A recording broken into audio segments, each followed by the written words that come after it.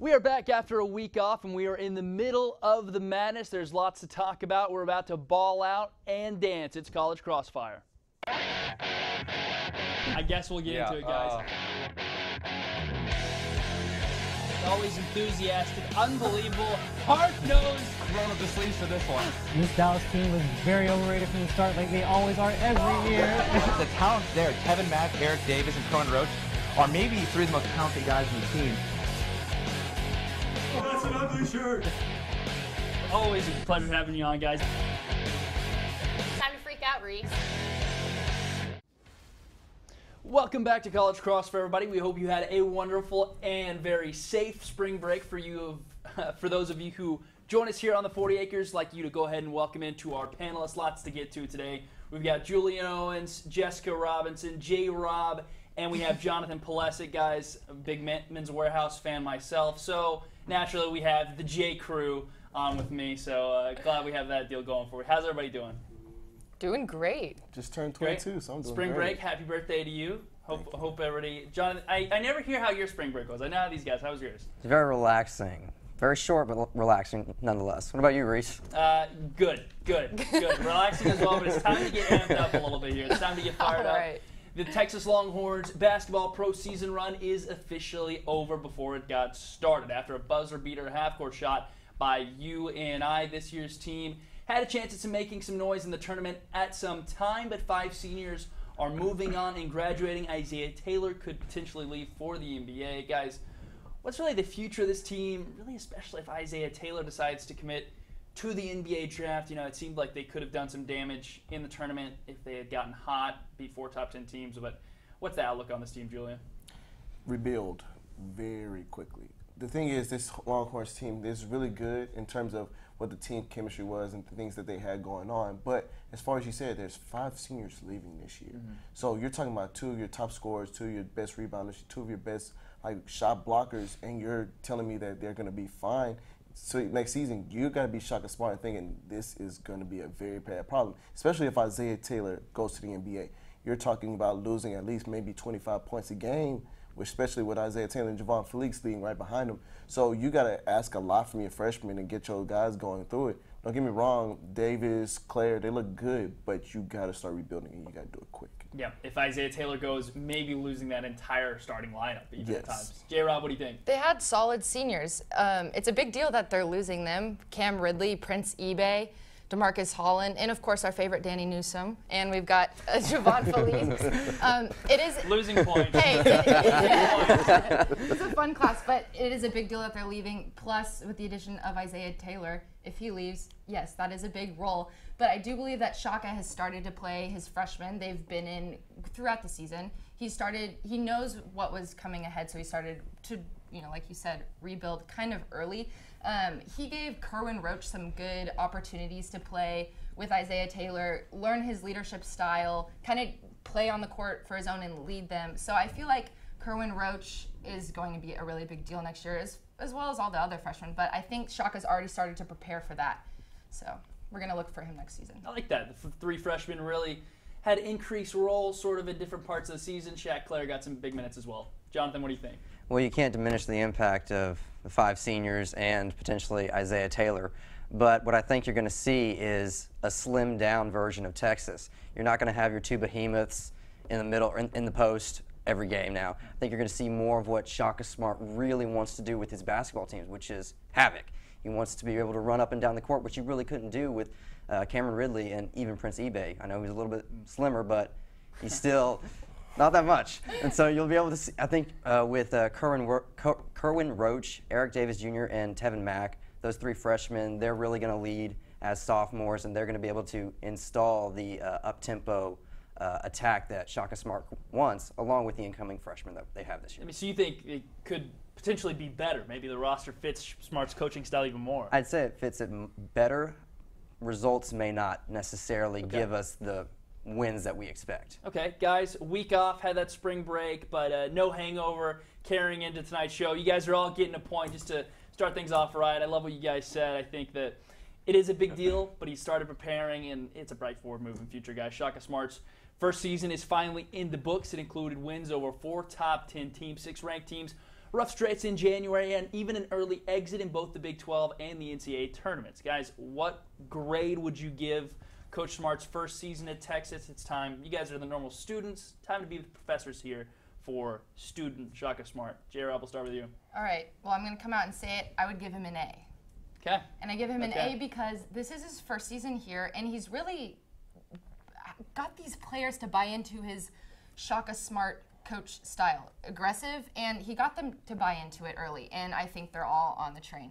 A different coaching style than VCU, but what he did there was amazing, and he's trying to take it here. He did get him to the first round, but the reason I'm not going to give him an A+ is because they lost in the first round to that team on that shot, on that crazy shot. And I think the Horns should have won that game. That's why he doesn't get the A+.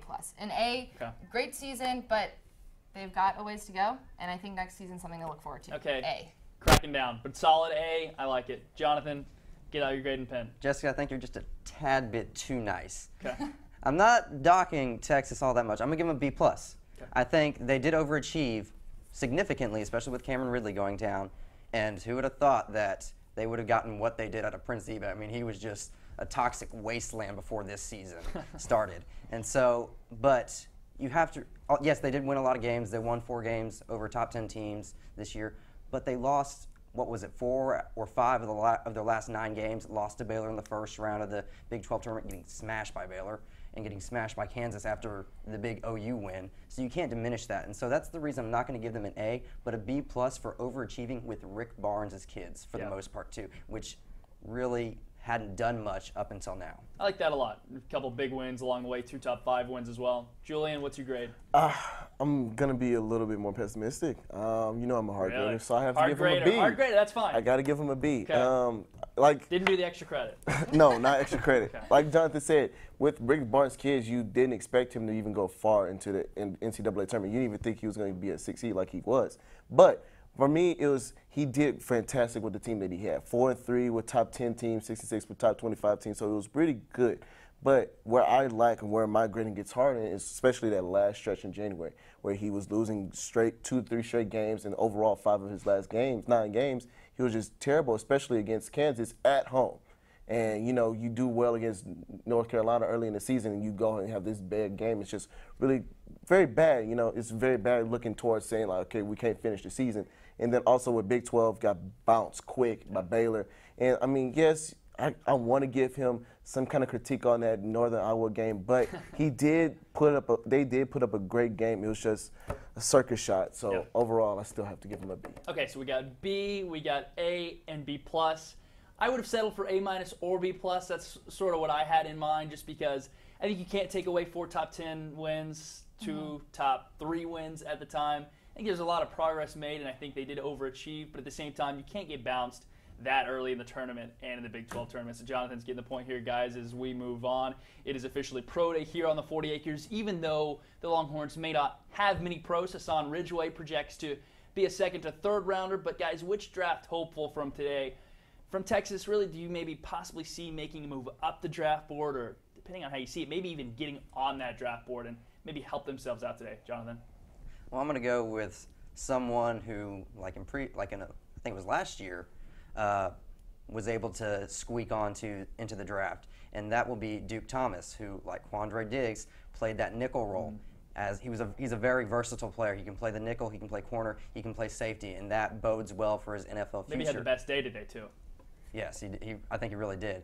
I mean, he's 40-yard dash was pretty good for a cornerback. And so I think that if he can establish that mentality that Quandre Diggs had, I think he can maybe be a 6th-round pick and have an impact like Quandre Diggs did. Sure. 4.40 in the 40 was really solid. Michael Thompson, another defensive back who was drafted by the Giants last year, maybe sneaking his way up. Julien? I would give it to Duke, but because he has pulled his hamstring in the middle of Pro Day, I had to take it back from him. So I have to go with Jay Johnson. Jay Johnson. Yeah. I'm sorry. So sorry. It was the Jay I was going to pick. But because of that, I had to go with Sharon Davis. Sharon Davis had a very decent Pro Day, 4.9 in the 40, 29 reps, and he had a very great vertical. I forgot how much the vertical was. But overall, he had a very impactful day. I think that actually got him on the board. Okay. He looks really good. So I think if he did better, he probably would have got maybe late 6th, 7th round. But overall, I think he's even on the board. I'm mentioning it. I like that pick. He looks great in shorts and, Yes. a sleeveless shirt. The production wasn't there for Shiro Davis, but looks great. Had a great day today. J-Rob? I think both of those guys will eventually get drafted, if not right away. But I think Marcus Johnson, we need to really look at him. He mentioned today that he was focusing on speed, and that's what he thinks that the scouts saw most in him. But I think he will be most likely to get drafted at some point. Also, we saw Nick Rose out there. That was fun. You never know what's going to happen. Well, you got to draft him just for the hair, right? You got to draft him for the hair. Yeah, and the extra points. Extra right? points. Too soon? Too soon? A little bit too soon? You know what? Yeah, we're over it. Yeah, we're going to pretend like that never I like existed. it. I love the Marcus Johnson. I think Duke Thomas has maybe the best chance of getting drafted, but in terms of just the pro day, Shiro Davis looked good, and he's never really done a whole lot of Texas, but he looked good today, so Julian's getting the point. Moving on, guys. Coming up next, we're moving on further into the madness and even look into the association. Don't go anywhere.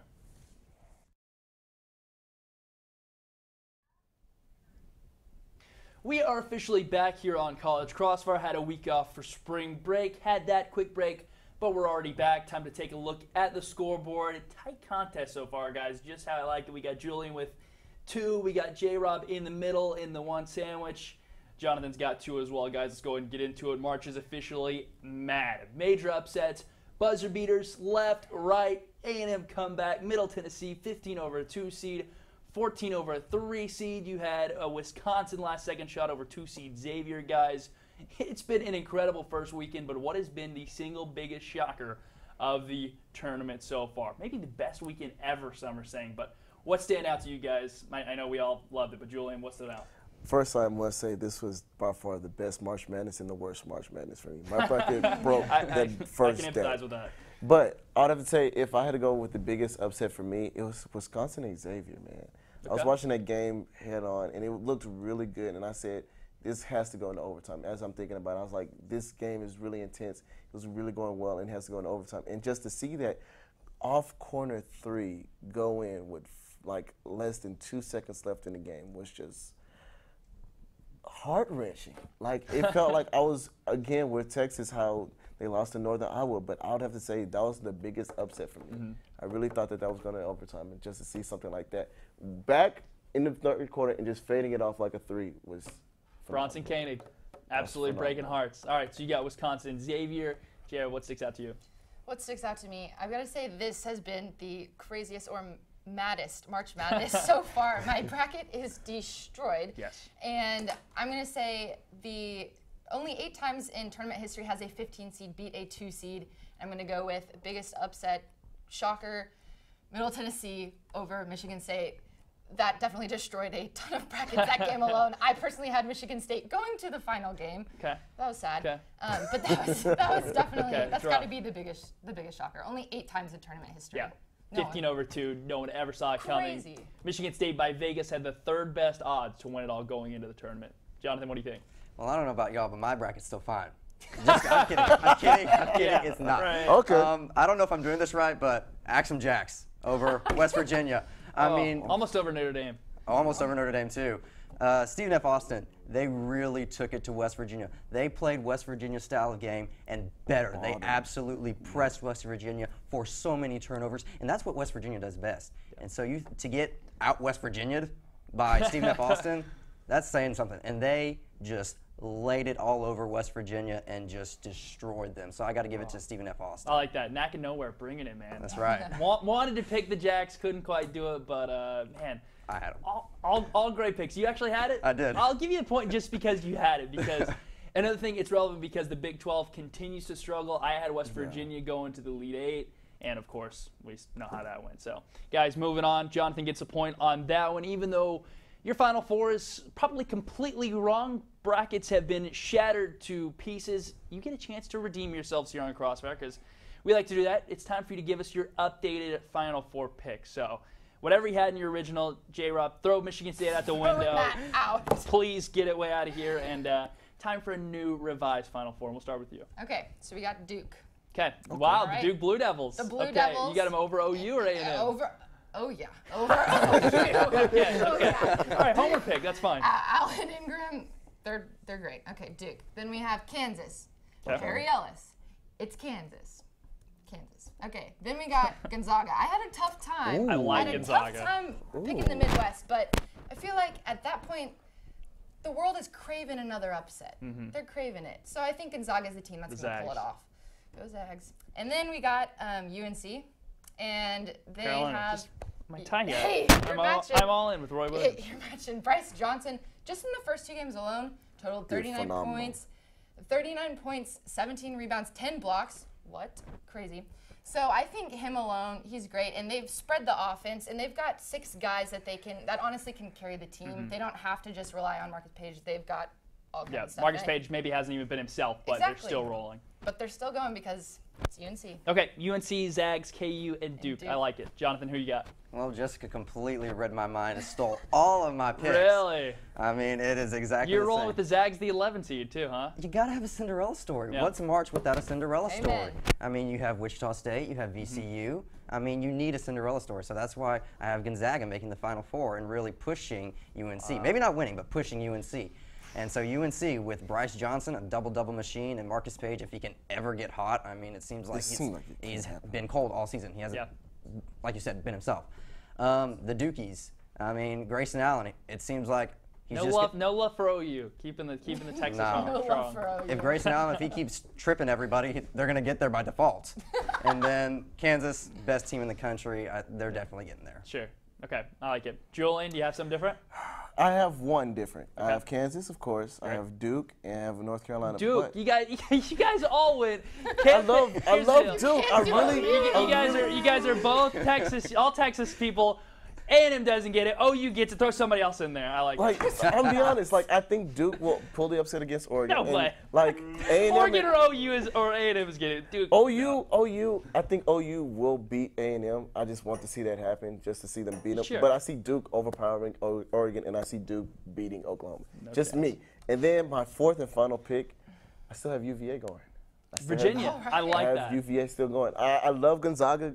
I've been a huge Gonzaga fan since I've been watching basketball, but they don't have the firepower, in my personal opinion. So I have to do UVA on that one. God, I love the Zags. I really do love the Zags and the upset pick, but if we're just going off that, I think Julian's going to get the point just because Virginia maybe looks like the best team in the tournament right now, most consistent. So Julian's getting the point. Real quick before we go on to the next question, who wins it all? From you guys real quick. Kansas. Duke. Take the point away. God, I'm not that kind of guy. I won't do it, but I should. I should take your point. I want to see. I don't want to see Kansas win it all. Like everybody wants to say, this is Kansas season. I want somebody to destroy. Like someone that won last year. Right. We'd love to see a repeat. Moving on. The defensive matchup of the year occurred on Saturday between the Golden State Warriors and San Antonio Spurs, with the Spurs shutting down the Warriors 87-79, lowest points the Dubs have scored all year. Both teams have yet to lose at home, both undefeated. Assuming the two teams meet, as we all hope they do, in the Western Conference Finals, who would win a possible 7-game series? Jonathan, we'll start with you. Well, Reese, the Golden Boys, they have splashdown. I mean, Steph Curry, Klay Thompson, you can't hold down Steph Curry for 7 games. And Klay Thompson, if he can ever be consistent, some days he'll pour in 37 and a quarter. Some days just give you 2 points. But if they can stay consistent and continue the chess match with one of the greatest basketball minds in the game, that is Greg Popovich, I think they can play well. But San Antonio, they're going to give them a really great matchup, especially if Popovich keeps playing Boris Diaw to bully Draymond Green like he did this last game. I mean, just throwing his weight around against Draymond Green did a really good job in neutralizing Golden State. Okay, Boris Diaw, the X factor. I like it. What do we got? I was just gonna say that. My pick is Warriors. Hard not to go with. I'm gonna go on a different aspect, but like I was gonna say, what I love about Greg Popovich, his mind in the basketball game, his fundamentals are so phenomenal. Like the way he had Kawhi Leonard destroying LeBron in the finals 2 years ago, and how he had Boris Diaw now controlling Draymond Green, who is basically a triple-double machine this season. It's just phenomenal for me. But I gotta say, the reason why they're gonna win in a 7-game series, who's home field advantage? Who has the home court advantage? Warriors. Both undefeated at home. They so get one more. They're undefeated at home. You can't take that away from Oracle. Yeah. That's their best environment to play in, and you can't take that from them. And I don't see Spurs pulling out one game. Okay. J-Rob, what do you think? Spurs, congratulations. Spurs, Good excellent. job, but no. The Soul Crusher for Matt Adams. Any team can win on any given night, and so I think one shot, the Spurs, okay, good job. But over 7 games, Klay Thompson, Steph Curry are not going to let that, they're not going to let that slip. 7 games, the Warriors are going to come out on top, and let's be honest, Steph Curry has created a dynasty. The finals is going to be Cavs-Warriors. Warriors come out on top. Wow, gave me the finals pick, too. Gave me the finals pick, calling too. it. And he gave me the fake out to start. Getting the points going to break, guys. Moving on, we're all done with round 2. Up next, we get out our drivers, putters, and even hit up the geography map. It's Rapid Fire next.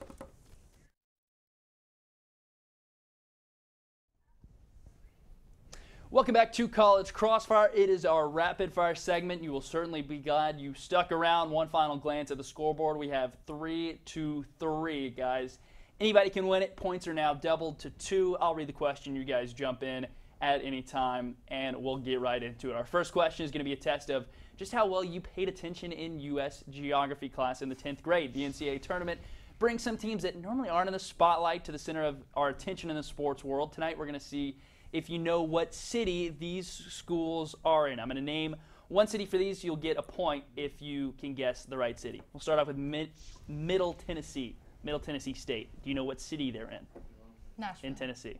No. Knoxville. No. Any chance? No. It is Murfreesboro. Murfreesboro. That's a tough one to start. That's a tough one. All right. We're 0 for 1. We're 0 for 1. Seton Hall. What city or what state? It's in New Jersey. It's in New Jersey. No. No, It's in a it's city. not in Brooklyn. You guys failed 10th grade. How did you guys get into school? You applied there? I applied there. How you don't know? Come on. How you apply to Seton Hall but you don't know where it is? No, it's on the tip of my tongue. What? South? What? South Orange. I don't know. South Orange, New Jersey. You guys are 0 for 2. You guys are 0 for 2. You're making your school look really good. Is that New Jersey? No. You just lost a point. I'm sorry, you lost a point. Wow. It's 3-1-3. All right, Wow. Villanova. A little bit easier here. Villanova. In Villanova. It is in Pennsylvania. Good Lord. Philadelphia. Merciful It's heavens. not in Philly. It's not in Philadelphia. Philly. It's Philadelphia, thank you. All right. We got one. We got one on the board here. Woo. All right, Stephen F. Austin. Texas. I said it right. He gets a point. You know, Jessica, I'm going to be nice because you said it earlier. I'm going to give it to you now because it was a virtual tie. It was a virtual tie, and she gets it back. Come on, you got to feel bad for her. You got to feel bad for her. She don't even know what Seton Hall is and she applied. Give me a break. Give me a break. Give me a break. I applied to 16 schools, okay? Oregon State. Fudge. Salem. No. No, that's Salem. Corvallis, Oregon. What is? Xavier. New Orleans. God, no, it's in Ohio. I'm thinking about the other example. Ohio, big city in Ohio. The Reds. Columbia. Cincinnati. There we go. There's one. Indiana. Indianapolis. God, Bloomington, Indiana. All right, we're skipping Austin Peay because you guys have no chance. No. I'll give you one crack at Northern Iowa. Ooh. Cedar Falls, Iowa. Nope. Corn. All right. Can you let us try? I will give you one more. It is Purdue. Oh, West Lafayette. Okay. Let's go Boilermakers. Okay, Boilermakers now. Had him in my Thank you, Mom and had him Dad. in my final 4. Didn't work out so well. Okay, so to recap the score, you got 2.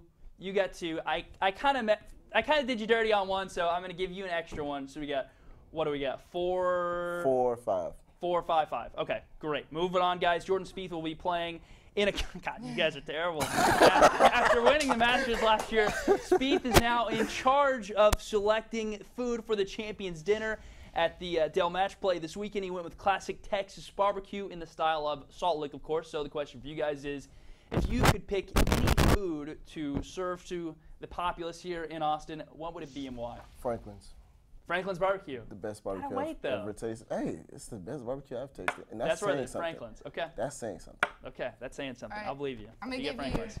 I'm gonna give you Mujo. It's on Guad actually. Mujo's. Hey, I got a reason. I got a reason. Mujos. For kids, It's the ice cream bar. I know. It's like cookies and ice cream. I know they what it have is, all but kinds why? of all kinds of options. You It gets pick on your hand. It's like no. This is what it's I like do. hot cookie meets cold Cold melted melted ice ice cream. cream. No. I it's, put it. it's terrible. It Thank is. you. Just I get Blue asked Bells them with to cookies. put it in a bowl, so then you can just get messy with it, and it's fine. And the best part don't is love it. there's all kinds of different food issues. So they got gluten-free, vegan, all kinds of golfers. You lost me. You lost me. You absolutely lost me with all that. Yeah. Plus, golfers are a bit more of the exquisite taste. They're not 7 years old. Moving on to Jonathan. All right. Well, I haven't been to very many Mexican restaurants in Austin, so I don't know very many. But I'm going to do breakfast tacos. Oh, that's good. Austin loves their breakfast That's tacos. good. You know that, right? That's And good. Despite San Antonio winning best breakfast taco, no, get rid of what San a Antonio. joke, right? It is Austin. It is here in Austin. So we are serving breakfast tacos. We are serving potato, egg, and cheese, chorizo, egg, and cheese. I like that. All of I that. like that. Come on, Girl, that's breakfast tough. tacos. I got to go with breakfast tacos just because barbecue was already said in the question, Julian. I'm sorry. I love Franklin's, but it's Austin. Breakfast tacos, I think you're taking the 2 points there, guys. Final question will make it worth 4, so anybody has a shot at it. SB Nation came out with a chart of the last time each state had 5-star recruits. According to Rivals.com database, there are a total of 16 states that haven't ever had a 5-star recruit in the last 15 years. The panelist that names the most states wins. Montana. Texas. Montana, Okay, South hold on. Dakota. Okay, hold on. There we go. Texas, Florida, North Dakota. Iowa, Rhode Island, West Kentucky, Virginia. California, Vermont, Nevada, Utah, Washington, Alaska, Arkansas, Missouri, Idaho, Nevada, I heard Wisconsin. North Dakota, South Michigan. Dakota, North Kansas. Carolina, Okay, you South got North Dakota and South I said Dakota. that. I said those. North Carolina, South This Carolina. is a train wreck. Florida, Alaska, Arizona, Maine, Wisconsin, New York, Colorado, New Jersey, Connecticut, Texas, Florida, California, Idaho, Washington. Illinois, Indiana, Washington. Utah, Kansas, Kentucky, Washington. Louisiana, New Maine, Hampshire. All right, Maryland. I'm going to read the list. We got Alaska, Said that. Idaho, Maine, Montana, New Hampshire, North Dakota, South Dakota, West Virginia, Delaware, Iowa, Massachusetts, Nevada, New Mexico, Rhode Island, Vermont, Wyoming. Jonathan, you had technically the 2-point lead going into the question. I heard you yell out Idaho, Vermont, and Maine. Everything else was kind of a scramble. So Jonathan's getting the win here, guys. Sorry about that, but great effort all the way around. Do we have time for FaceTime? Over there, no time for FaceTime. So Jonathan, I hope to see you back next week. Great job as always, guys. That'll do it for another show here, post-spring break edition in 2016. As always, we thank you for joining us. Special thanks to everyone in studio, Master Control. Special thanks to our panel, Julien Owens, J. Rob, and Jonathan Polasek will be joining us once again next week. Follow us on Twitter at CollegeXFire. Keep up with the latest Longhorn sports news at College Press Box. Their shows airs Mondays as well. We'll see you next week live at 9. Good night, and as always, have an outstanding night.